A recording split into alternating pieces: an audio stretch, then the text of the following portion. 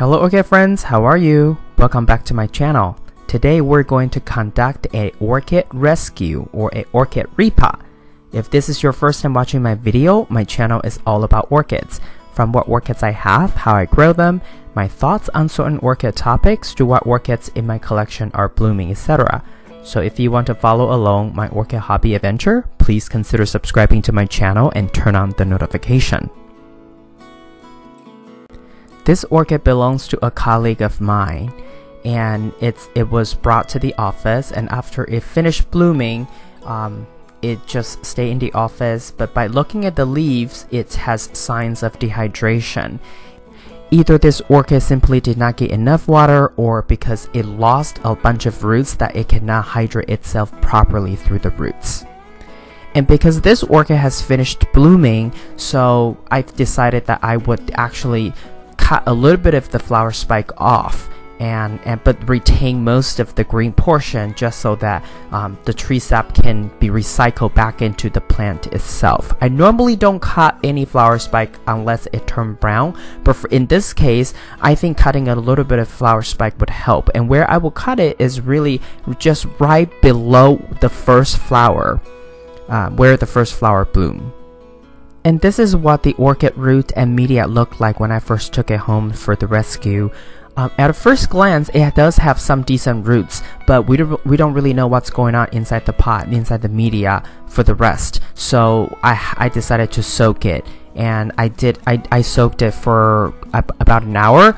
And this 1 hour of soaking will allow the media to become saturated, and it'll be easier for me to remove the media off the roots once I took it out of the pot. And this is just a video clip I took of this orchid while it was being soaked, while it was soaking in water. Overall, like I said earlier, you can look at these two leaves. They're really soft and wrinkly. When this happened, it really is because orchid is dehydrated. But there are two types of dehydration. One is a simple dehydration, that it simply did not get enough water. The other kind is due to root rot or root loss, that this orchid cannot absorb enough water to sustain its leaves. So, and I suspect that this orchid is dehydrated due to the second reason. So we'll have to see once we get it out of the pot.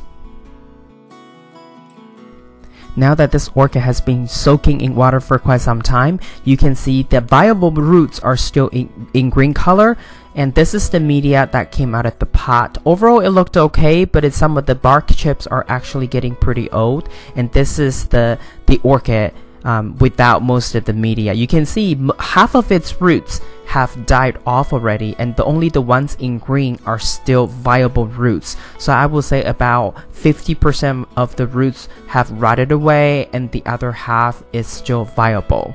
So this really is the reason for loss of a couple leaves, and then the two remaining leaves are dehydrated due to a small amount of viable roots that this orchid currently has.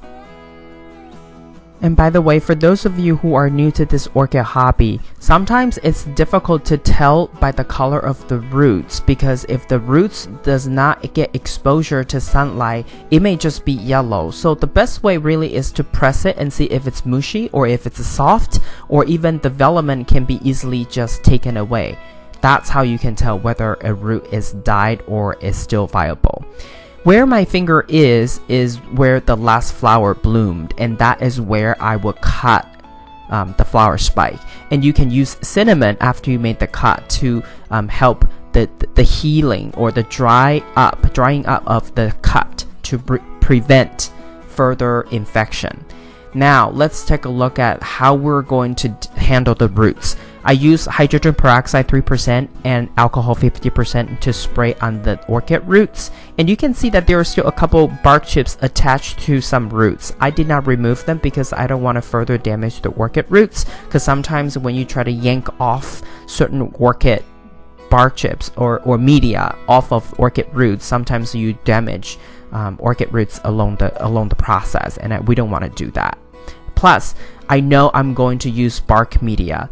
primarily to repot this orchid. So 1 or 2 old bark chip is not really gonna hurt anything. But I'm going to add some sphagnum moss in between as well, because in an office environment with air conditioning, and also, you know, if it's just bark chips, it's gonna require very frequent watering, and I don't think that's what my colleague would like. So even I don't like that personally for my orchids. I only water my orchids once a week. So I've decided to use a mixture of bark chips and sphagnum moss. So first, let's put some orchid bark chips at the bottom of the cup, and because I did not see a whole lot of roots there, so I decided to put some sphagnum moss in between, but very loosely. It's not compacted. And then I put it in the cup, and gradually I would fill the cup with the bark chips along the side. And when it was just about 80% full or so, I decided to add a bit of slope release orchid fertilizer, because that way every time I water, this orchid would benefit from the nutrients that from these small fertilizers. And then after these fertilizers are sprinkled across, about maybe like 8 to 10 tiny little beads. So, and then I gradually put more bark chips and sphagnum moss on top just to fill it up. But here's an important tip. You want to make sure you somewhat press it down to make sure that you create a stable environment for this orchid. Orchid like to be root bound. You would always rather underpot it, let it root bound, and in a stable environment than having a too big of a pot, because too big of a pot, you're also dealing with excessive moisture within the pot, which may lead to further root rot.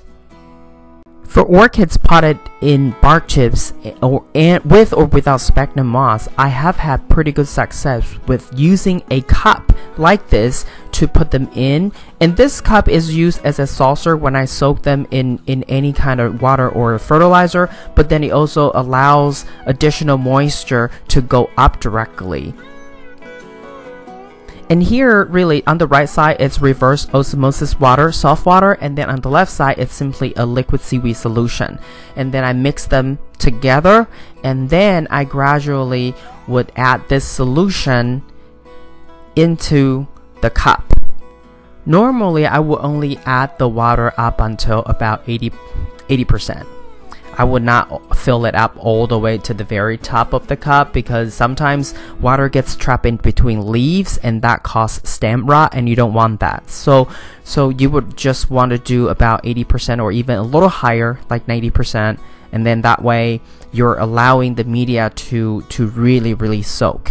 And one thing about new bark chip is that sometimes they're a little bit water repellent, and after a while, after they get a little older, they can be more absorbent.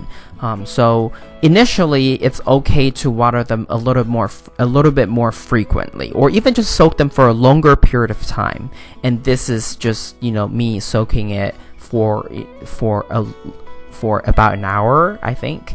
And then after that, I would obviously want to drain it very well, and then I can then just put it back into this transparent cup. And this orchid originally does come with a decorative pot, so in the end I just basically add the transparent pot into the decorative pot, and that's our finished product for this particular orchid repot, orchid rescue. Okay, so this is all I have for you today. If you like this video, please give it a thumbs up. That'll really help me out. And if you would like to get more orchid related videos from my channel, please subscribe and turn on the notification. I want to wish you happy growing, and I will talk to you in my next video. Ciao!